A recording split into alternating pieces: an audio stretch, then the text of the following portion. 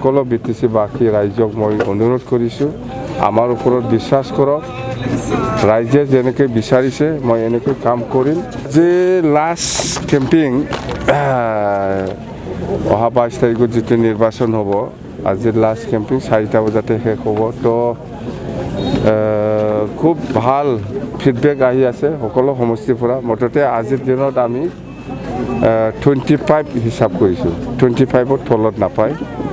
তো কোকৰাঝাৰত কিমান পাব আপোনালোকে অনুমান কৰিব পাৰে বাক্সাত কিমান পাব বা চিৰাঙত কিমান পাব আৰু ওদালগুৰিত কিমান পাব এইটো আমি অনুমান কৰিছোঁ মুঠতে 25 তলত নাহে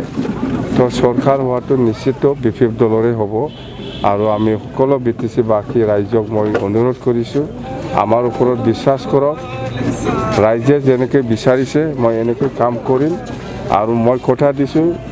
যোৱা 15 বছৰ শাসনত বিফিপ দলে যিটো কাম কৰিছে এই 5 বছৰত ইয়াতকৈ বেছি ভালকৈ কাম কৰিম আৰু ডাবল গুণ কাম কৰিম মই কথা সেইটোৱে